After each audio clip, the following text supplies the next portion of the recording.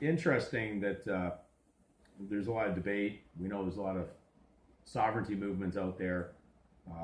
Most of the patriot sovereignty, what's been known as the free men on the land movements, have been under the belief that they could actually control this document somehow. And just remember, you don't print it, you don't own the machine that makes this, you're not the maker. You may have asked for it, and certainly I think the state, as a disciplinary, torturous parent, is going to give it to you every time. You are going to get it, but you have to realize that this is not yours. You're just asking for it. If it was yours, you'd already have it. You don't need to ask for something that's already yours. That's just a ridiculous concept.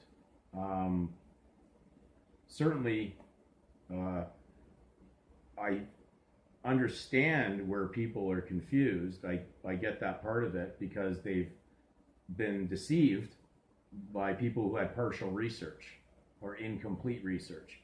But this document, if you think you're going to take control of this, other than discard it or abandon it, that I understand. But saying you're going to make this thing do what you think you want it to do because you think there's a pot of gold waiting at the end of the rainbow and the government's been making all this money.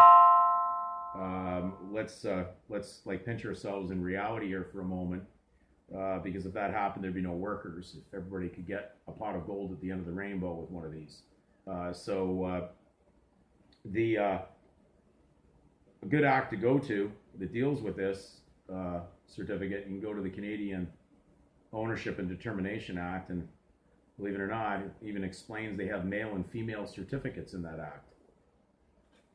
I don't think that's coincidence, but control, very important word, and something that's controlled is actually owned, because if you can control it, you're basically the master over it. So if you didn't make it and it doesn't come from something you're printing in your basement yourself, it's not yours. So we're going to go to Canadian.